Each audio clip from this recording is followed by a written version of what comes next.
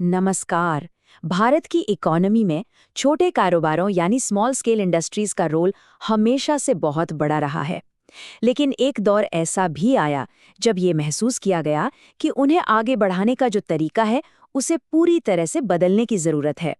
तो आज हम उन्हीं खास कमेटियों की कहानी में गहराई से उतरेंगे जिन्होंने इस बड़े बदलाव की नींव रखी और भारत के लघु उद्योगों की तस्वीर ही बदल दी। और देखिए, ये पूरी बातचीत ना एक सीधे से सवाल पर आकर टिक जाती है। सवाल ये है कि कोई भी अर्थव्यवस्था एक छोटे बिजनेस को आगे बढ़ने में मदद कैसे करती है। क्या उसके चारों तरफ एक दीवार खड़ी करके उसे बचाकर, या फिर उसे वो औजार देकर जिससे वो खुद ऊपर चढ़ सके। यही सवाल सालों तक भारत की इंडस्ट्रियल पॉलिसी के दिल में बसा रहा। तो सवाल उठता है कि आखिर इस सब की जरूरत पड़ी ही क्यों। देखिए, स्मॉल स्केल इंडस्ट्रीज हमेशा से हमारी इकोनॉमी की रीढ़ रही हैं। इनसे बहुत बड़े पैमाने पर रोजगार मिलता है और देश की ग्रोथ को भी रफ्तार मिलती है। लेकिन जैसे जैसे वक्त बदला और दुनिया भर का कंपटीशन बढ़ा, ये साफ हो गया कि सिर्फ उन्हें बचाने से, प्रोटेक्ट करने से काम नहीं चलेगा। एक नए मजबूत नजरिए की जरूरत थी और इसीलिए सरकार ने इस मामले को समझने के लिए कुछ खास कमेटियां बनाई। और इन्हीं कमेटियों में से एक, जो इस पूरी कहानी का आप कह सकते हैं मेन कैरेक्टर है, वो है आबिद हुसैन कमेटी। इस कमेटी की सिफारिशें स्मॉल स्केल इंडस्ट्रीज की पॉलिसी में एक मील का पत्थर, एक लैंडमार्क साबित हुई। तो ये आबिद हुसैन कमेटी असल में थी क्या? इसे 1995 में बनाया गया था और इसका काम था स्मॉल स्केल इंडस्ट्रीज यानी एसएसआईज को बेहतर बनाने के लिए उपाय सुझाना। कमेटी ने अपनी बहुत ही असरदार रिपोर्ट जनवरी 1997 में सरकार को सौंपी। मतलब मकसद एकदम साफ था, एसएसआईज की दिक्कतों को समझना और उन्हें आने वाले कल की चुनौतियों के लिए तैयार करना। इस कमेटी का जो सबसे बड़ा योगदान था वो था सोच में एक बुनियादी बदलाव लाना। देखिए, जो पुराना तरीका था वो था प्रोटेक्शन का, यानी बचाव का। ये माना जाता था कि छोटे उद्योग एक शिशु उद्योग यानी इन्फेंट इंडस्ट्री की तरह हैं, जिन्हें बड़ी कंपनियों के मुकाबले से बचाकर रखना चाहिए। लेकिन कमेटी ने कहा नहीं, ये काफी नहीं है, हमें प्रोटेक्शन से प्रमोशन की तरफ जाना होगा।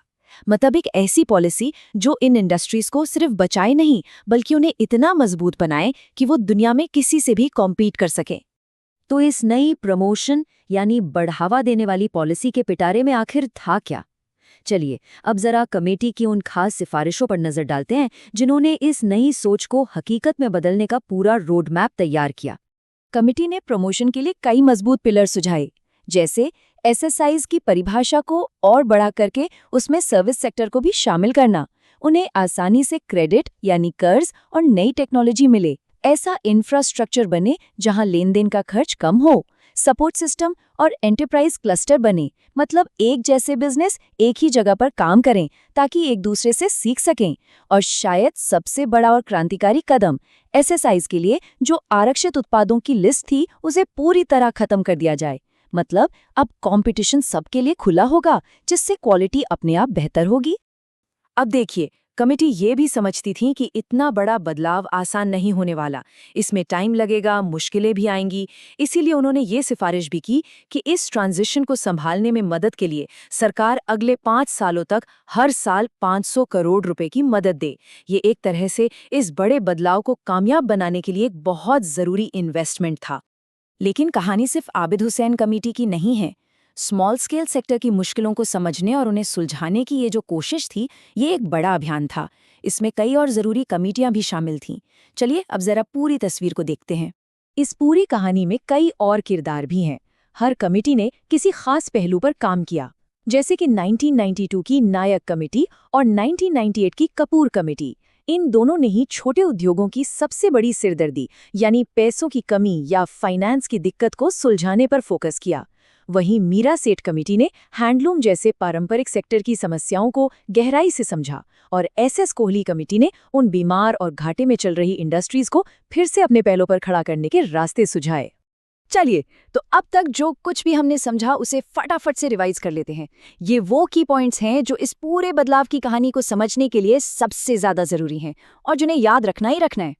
तो सबसे जरूरी बात क्या है? पॉलिसी में प्रोटेक्शन से प्रमोशन का बड़ा शिफ्ट। इस शिफ्ट की वकालत किसने की? मुख्य कमेटी थी आबिद हुसैन कमेटी। रिपोर्ट कब आई? जनवरी 1997 में। इस बदलाव में मदद के लिए कितने का फंड सुझाया गया? 500 करोड़ रुपए सालाना। और सबसे बड़ा पॉलिसी चेंज क्या था? रिजर्व्ड प्रोडक्ट्स की लिस्ट को खत्म करना। और हाँ, ये भी याद रखना है कि फाइनेंस, बीमार यूनिट्स और हैंडलूम जैसे मुद्दों पर नायक, कोहली और मीरा सेठ जैसी कमेटियों ने भी काम किया था। चलिए, अब जो कुछ भी समझा है उसे जरा परख लिया जाए।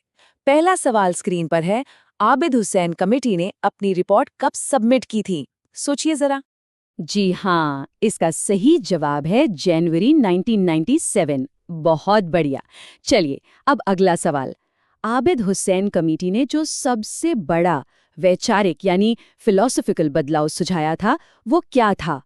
ये बदलाव था बचाव यानी प्रोटेक्शन से बढ़ावा यानी प्रमोशन की ओर जाने का। बिल्कुल सही। अच्छा, अब ये बताइए, इस पॉलिसी बदलाव को संभालने के लिए कमेटी ने कितने सालाना सपोर्ट फंड की सिफारिश की थी? 500 करोड़ रुपए सालाना, वो भी 5 सालों तक।